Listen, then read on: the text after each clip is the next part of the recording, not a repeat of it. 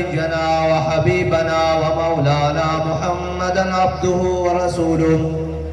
أما بعد فأعوذ بالله من الشيطان الرجيم. بسم الله الرحمن الرحيم. قال الله تبارك وتعالى في القرآن المجيد: لتؤمنوا بالله ورسوله وتعزروه وتوقروه وتسبحوه بكرة وأصيلا. صدق الله العظيم وصدق رسوله النبي الكريم الأمين. إن الله وملائكته يصلون على النبي يا أيها الذين آمنوا صلوا عليه وسلموا تسليما. الصلاة والسلام عليك يا سيدي يا رسول الله وعلى آلك وأصحابك يا سيدي يا حبيب الله. الصلاة والسلام عليك يا سيدي يا رسول الله وعلى آلك وأصحابك يا سيدي يا نبي الله. الصلاة والسلام عليك يا سيدي يا رسول الله وعلى آلك وأصحابك يا سيدي يا خاتم النبيين.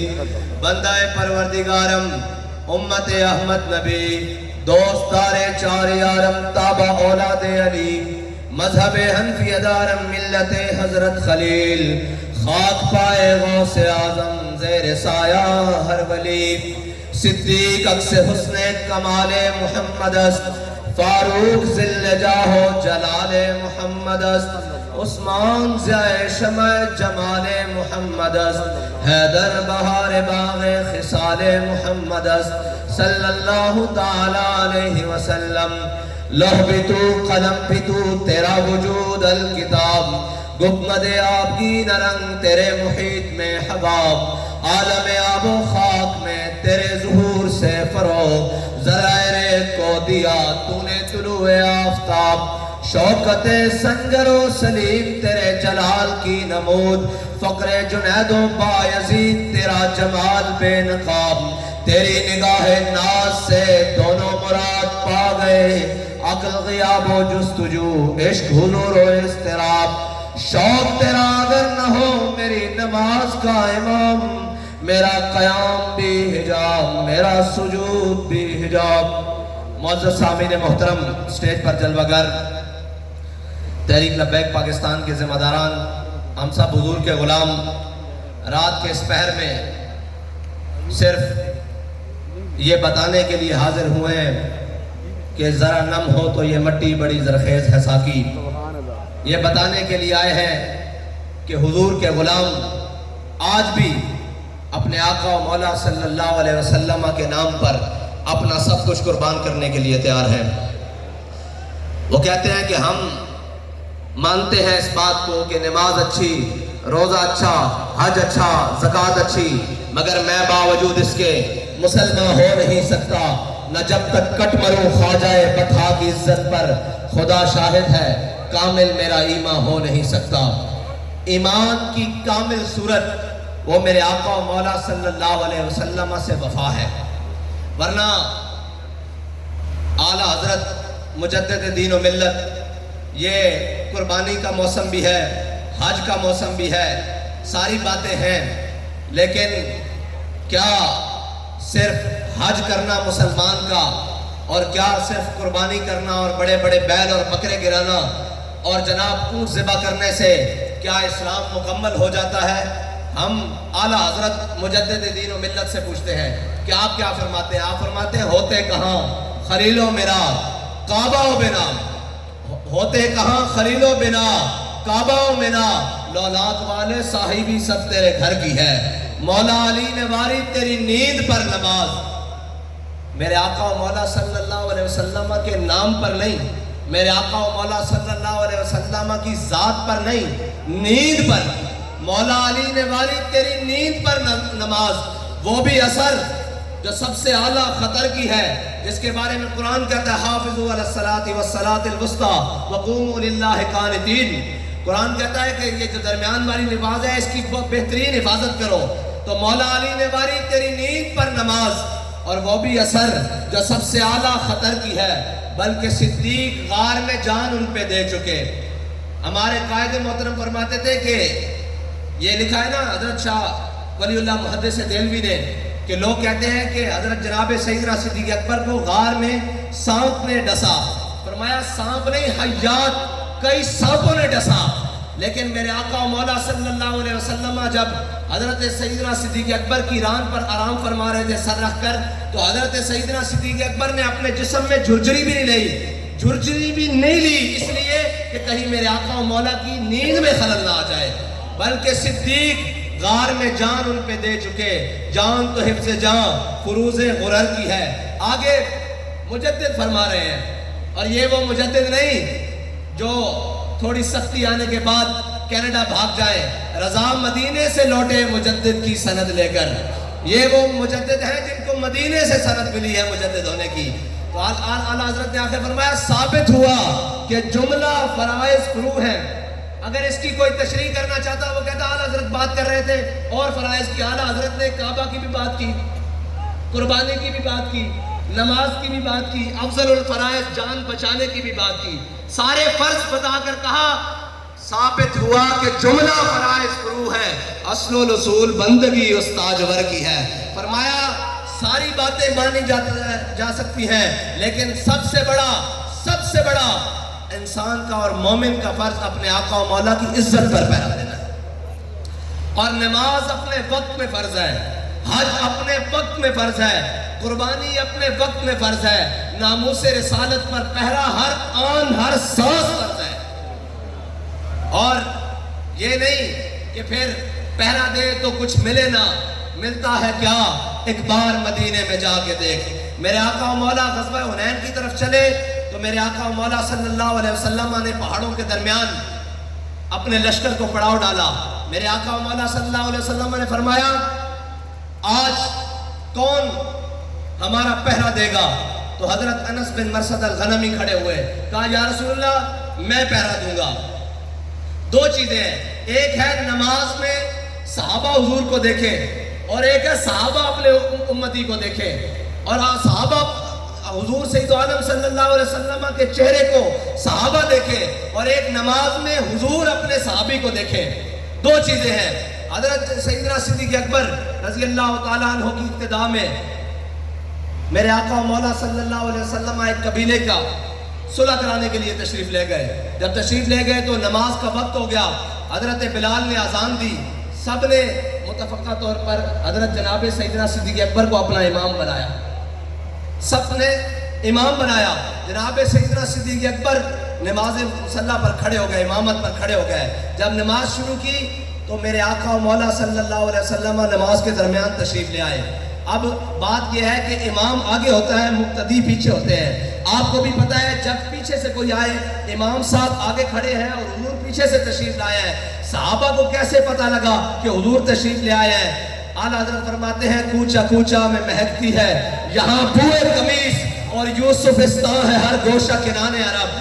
جب تازہ خوشبو آئی نا تو صحابہ کو پتا لگ گیا حضور تشریف لے آئے ہیں. صحابہ صفوں میں فاصلہ دیتے ہوئے میرے آقا و مولا صلی اللہ علیہ وسلم حضرت جناب سیدنا صدیق اکبر کے پیچھے آ کے کھڑے ہو گئے. جناب سیدنا صدیق اکبر نماز پڑھا رہے ہیں, صحابہ نے تصفیق کی, ایسے ہے یا ایسے ہے, ایسے ہے یا ایسے, یہ دونوں طرح. صحابہ نے ہاتھوں کے اوپر ہاتھ مارا اور صدیق اکبر رضی اللہ تعالیٰ عنہ کو متوجہ کیا کہ جناب توجہ کریں حضور پیچھے تشریف لے آئے ہیں. جب حضور میرے حضرت جناب سیدنا صدیق اکبر نے دیکھا کہ حضور پیچھے تشریف لے آئے ہیں تو آپ اپنے مصلی سے پیچھے ہٹنے لگے, اور جب مصلی سے پیچھے ہٹے تو حضرت جناب سیدنا صدیق اکبر کو میرے آقا و مولا نے فرمایا صدیق مصلی کے اوپر کھڑے رہو. تو نماز کے دوران ہی حضرت سیدنا صدیق اکبر نے ہاتھ اٹھا لیے, کہا یا اللہ تیرا شکر ہے کہ تیرے حبیب نے مجھے یہ تو کہا کہ میرے مصلی کے اوپر کھڑے رہو. یہ ہے صحابہ نماز میں حضور کو دیکھیں. حضرت جناب سیدنا صدیق اکبر نے اپنے آنکھوں کے کونے سے میرے آقا و مولا کو دیکھا. اب آگے دیکھیے, جو حضور کی عزت و ناموس پر پہرا دینے کے لیے جائے میرے آقا و مولا اسے انعام کیا دیتے ہیں. حضرت انس بن مرثد الغنمی کھڑے ہوئے, کہا یا رسول اللہ آج رات میں پہرا دوں گا. آپ چلے گئے, رات گزری, میرے آقا و مولا صلی اللہ علیہ وسلم نے فجر کی نماز کی امامت کے لیے ہاتھ باندھے. جب نماز میں کھڑے ہوئے تو صحابہ, اب دیکھیں صحابہ کدھر دیکھ رہے ہیں نماز میں, علماء بیٹھے ہیں نماز میں سجدے کی جگہ دیکھنا ہے, لیکن صحابہ کہہ رہے ہیں ہم نے دیکھا حضور کو, حضور نماز کے دوران جھاڑیوں کو دیکھ رہے ہیں. اور میرے آقا و مولا صلی اللہ علیہ وسلم نماز کے دوران جھاڑیوں کے اندر دیکھ رہے ہیں، نماز ختم ہوئی اتنی دیر میں حضرت انس بن مرثد الغنمی اپنے گھوڑے پر سوار تشریف لے آئے۔ میرے آقا و مولا صلی اللہ علیہ وسلم نے پوچھا، اے انس رات سوئے رہے یا پہرہ داری کی؟ انہوں نے کہا یا رسول اللہ میں قضائے حاجت کے لیے گھوڑے سے اترا، ورنہ ساری رات گھوڑے پر پہرہ دیا۔ میرے آقا و مولا صلی اللہ علیہ وسلم نے فرمایا، انس بن مرثد الغنمی نے آج رات ہمارا پہرہ دے کر اپنے اوپر جنت واجب کر لی ہے۔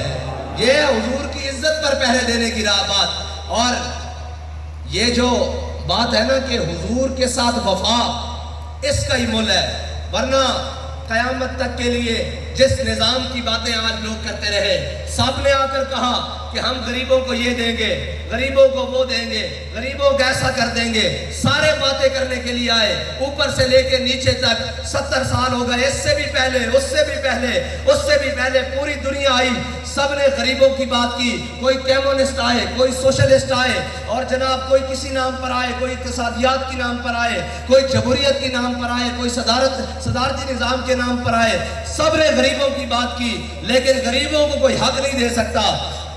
ہم علامہ اقبال سے پوچھتے ہیں، علامہ اقبال کون سا وہ نظام ہے جو غریبوں کو حق دے سکتا ہے؟ کہتا ہے، علامہ اقبال نے کہا، کہتا ہے کہ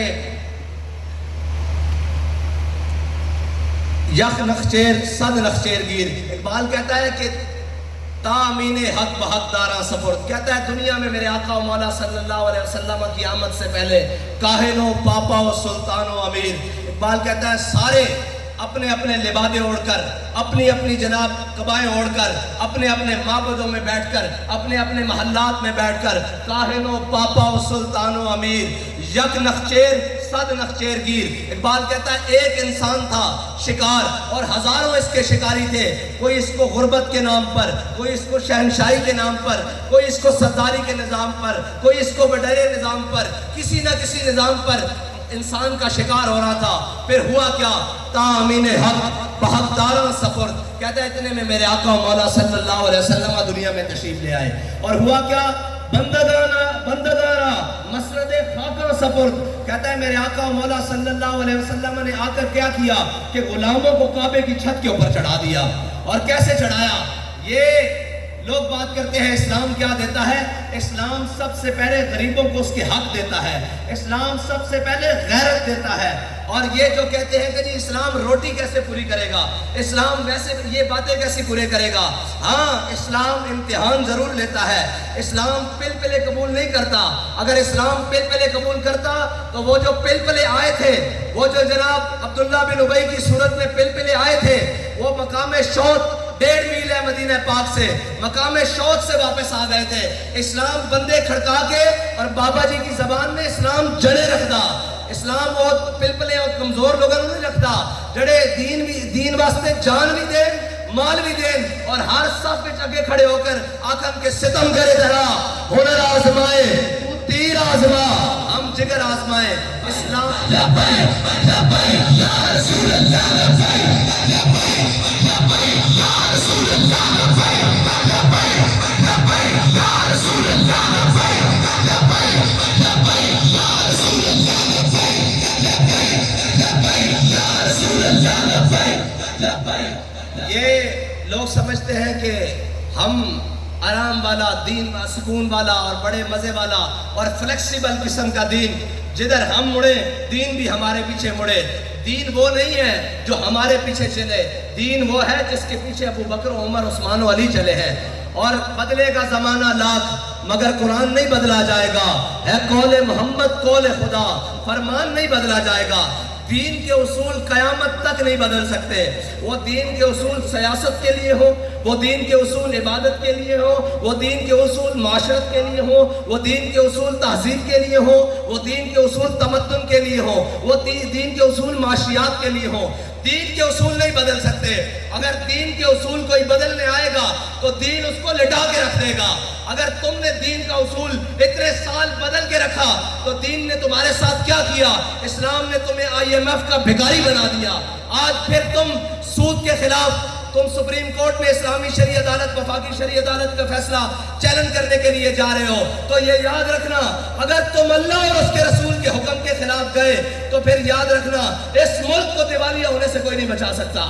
آج بھی تمہارے پاس وقت ہے، آج بھی اس ریاست کے سربراہان کے پاس وقت ہے کہ وہ ساری چیزوں سے دامن چھڑا کر حضور کے دین کے اوپر اس ملک کو، جس ملک کو حاصل کیا گیا تھا پاکستان کا مطلب کیا، لا الہ الا اللہ کے نعرے کے اوپر، آج بھی ان کے پاس وقت ہے کہ وہ اس ملک کو موڑ کر حضور کے دامن کی طرف، حضور کے نظام کی طرف موڑ دے. ورنہ IMF اور جناب عالمی بینک اور جناب رشیا اور سعودیہ اور جو بھی ممالک ہیں، تمہیں مزید اس قوم کو اور گروی رکھنا پڑے گا، اور اس قوم کی ہر چیز بک جائے گی اگر تم نے اللہ اور اس کے رسول کے نظام کے خلاف کوئی عدالتیں نہیں ہے یہ. اگر عدالتیں ہوتی تو سود کے خلاف فیصلے کو 20 سال لگتے، اور جس کو وفاقی شرعی عدالت کہہ رہے ہو تم، تو شریعت اس کو کہتے ہیں. شریعت کا تو میں نے کہا بدلے گا زمانہ لاکھ مگر قرآن نہیں بدلا جائے گا.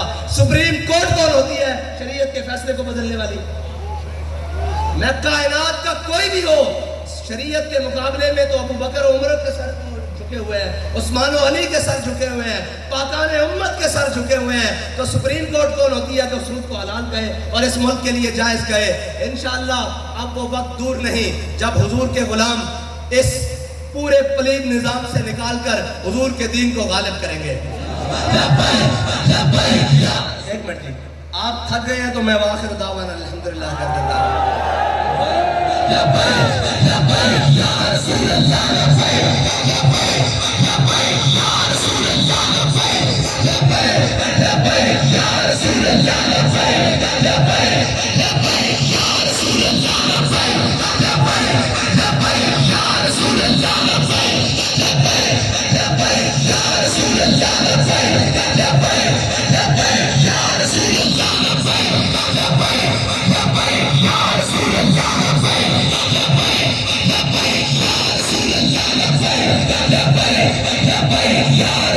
اور ہم یہاں بسنے والے طاقتوروں کو کہتے ہیں اس دین کے ساتھ نہ ٹکراؤ.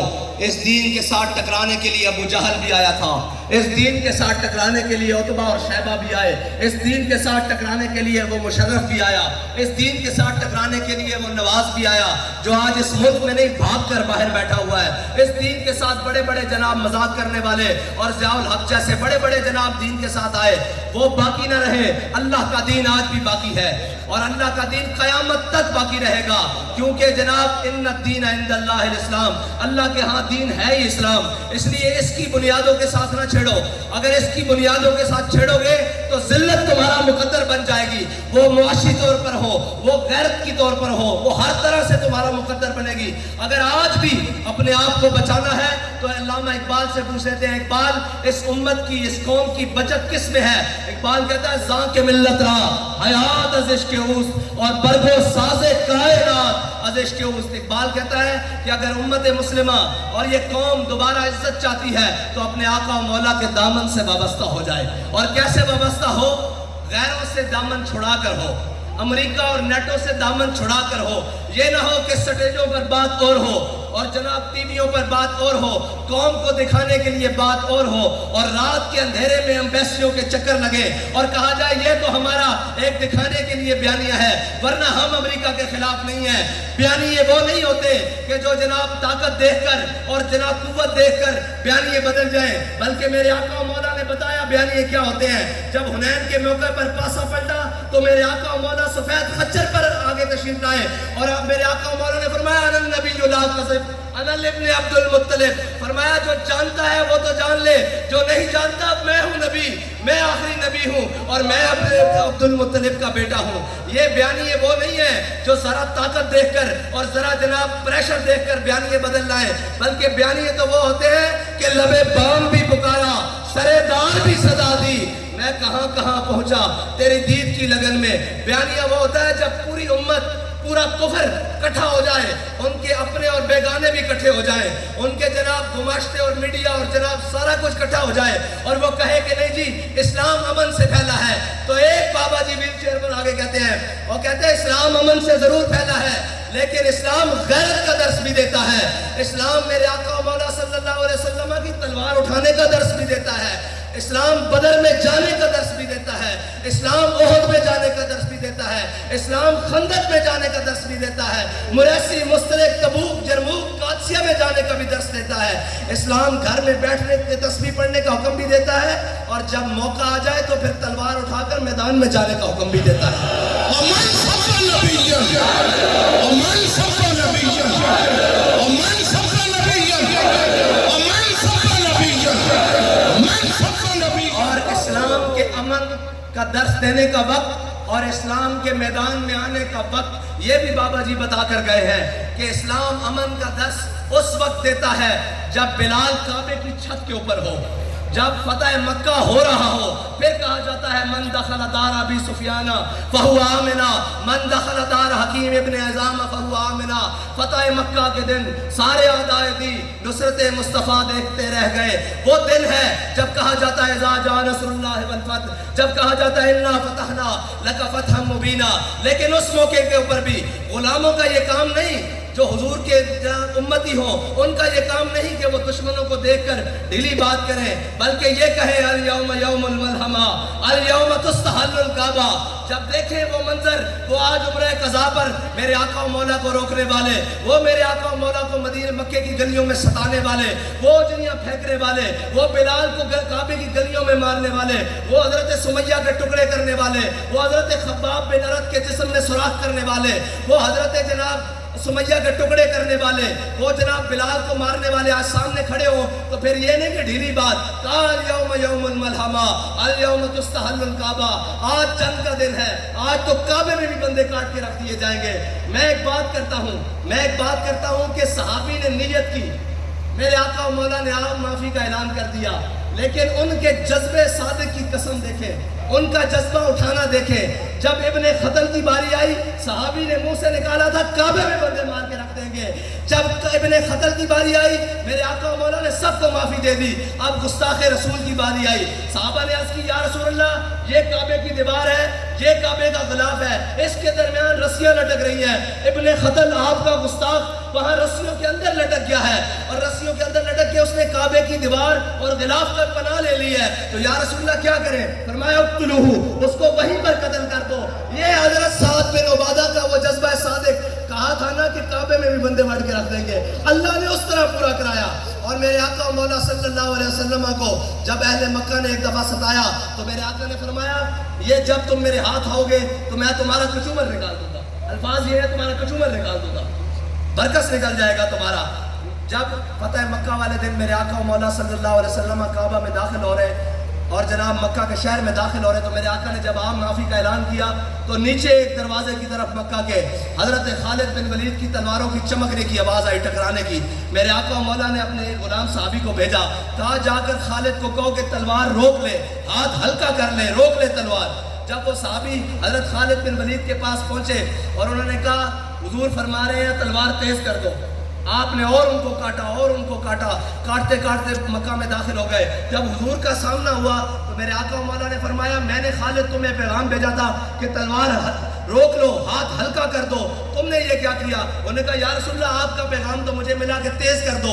وہ صحابی کو بلایا، حضور نے فرمایا میں نے تمہیں کہا تھا خالد کو جا کر کہو ہاتھ ہلکا کرے۔ انہوں نے کہا یا رسول اللہ میں جا رہا تھا، رستے میں ایک آدمی ملا جس کا سر آسمان تک ٹکرا رہا تھا، وہ فرشتہ تھا، اس نے کہا کہ میں تجھے یہیں دبوچ لوں گا، جا کر خالد کو کہا تلوار تیز کر دے۔ میں نے خالد کو کہا تلوار تیز کر دے۔ میرے آقا و مولا نے ایسے آسمان کی طرف چہرہ اقدس اٹھایا، کہا میں نے ایک موقع پر کہا تھا اگر کعبے والے میرے ہاتھ میں آئے، مکہ والے میرے ہاتھ میں آئے تو میں ان کا بھرکس نکال لوں۔ اللہ نے وہ بات آج میری پوری کی ہے، اور تیرے منہ سے جو بات نکلی وہ ہو کے رہی۔ وہ زبان جس کو سب کن کی کنجی کہے، اس کی نافذ حکومت پہ لاکھوں سلام۔ یاد رکھنا اسلام اس وقت امن کا درس دیتا ہے جب بلال کعبے کی چھت پر ہو، اور جب بلال کو کعبے کی گلیوں میں مارا جا رہا ہو تو پھر اسلام امن کا درس نہیں دیتا۔ پھر میرے آقا و مولا صلی اللہ علیہ وسلم اپنے 313 صحابہ کو لے کر میدان بدر میں جاتے ہیں، پھر احد میں جاتے ہیں، پھر خندق میں جاتے ہیں، اور یہ شہادت گاہ الفت میں قدم رکھنا ہے۔ لوگ آسان سمجھتے ہیں مسلمان ہونا، یہ جو آپ اور میں نے اور جناب جو ہم نے اسلام کی تشریح کی ہوئی ہے نا، اگر اس کے مطابق چلے تو اسلام تو مدینے کی گلیوں سے باہر نہیں آ سکتا، اسلام تو مدینے کی گلیوں سے باہر نہیں آ سکتا۔ اسلام تو بنو قریظہ کا فیصلہ کر نہیں سکتا جس اسلام کی تشریح میں اور تم کر رہے ہیں۔ اسلام وہ ہے جس نے کیسر و کسرا کو لتاڑ کر رکھ دیا۔ اور اقبال نے آخر میں کمال کہا، اقبال نے کیا غرض میں تجھ سے کیا کہوں کہ وہ صحرا نشین کیا تھے۔ اقبال کہتا ہے کیا کہوں، تیرا عقل ہی نہیں، تیری شعور ہی نہیں، تو کیبلیں دیکھ رات کو بیٹھ کر، تو نیٹ پر مصروف رہ، تو جناب فیس بک اور ٹویٹریں چلا اور جناب بے حیائی اور عریانی اور فحاشیاں دیکھ، تجھے کیا پتا ہو کیا غرض میں تجھ سے کیا کہوں کہ وہ صحرا نشین کیا تھے۔ آج اس لعنتوں نے ہمارے محرمات عقدیہ کے رشتے بھی پامال کر دیے۔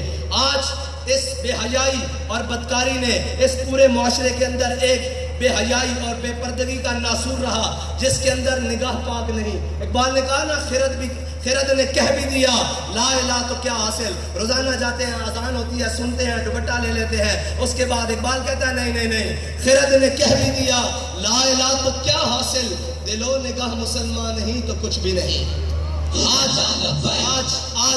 آج وہ مومن، آج وہ مسلمان ملتا ہی نہیں جس کا دل مسلمان ہو اور نگاہ مسلمان ہو۔ صرف جناب وقتی اور ساری باتیں، اس طرح اسلام نہیں آئے گا۔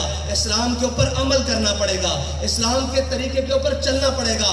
جب نماز کا وقت ہو نماز پڑھنی پڑے گی، جب حج کا وقت ہو حج کرنا پڑے گا، جب زکوٰۃ کا وقت ہو زکوٰۃ دینی پڑے گی، اور جب میرے آقا و مولا کی عزت اور حرمت کی بات ہو تو بچوں کے سمیت میدان میں آنا پڑے گا۔ ورنہ یار مجھے یہ بتاؤ کہ ہمارے اور آپ کے بچے کیا امام حسین کے بچوں سے زیادہ افضل ہیں؟ جب حسین دین پر مشکل وقت آئے تو اپنے 72 لے کے کربلا میں پہنچے، اور میں صاحبزادہ یا سجادہ کوئی ہو اور جناب خانزادہ ہو اور جناب پیرزادہ ہو اور منسٹر ہو، جناب چیف ہو، وہ کہے جناب ہم بھی عاشق رسول ہیں۔ یہ عشق رسول زبانی کلامی قبول نہیں ہے، یہ عشق رسول اس طرح قبول ہے کہ جب دین کے اوپر مشکل وقت آئے تو 72 لے کے کربلا میں پہنچ جانا، اور پھر قیامت تک کے لیے بتا دینا کہ کوئی یہ نہ کہے کہ ہمارے پاس اسباب نہیں تھے، ہم دین کے لیے کچھ نہیں کر سکے، ہمارے اوپر پابندیاں بہت تھیں تو ہم دین کے لیے کچھ نہیں کر سکے۔ آپ بتاؤ امام حسین سے زیادہ کسی کے اوپر پابندیاں لگی ہیں؟ پانی بھی بند کر دیا، خوراک بھی بند کر دی، ہزاروں کا لشکر سر چڑھایا، لیکن سرداد نداد دست در دست یزید، حقہ کے بنا لا الہ است حسین۔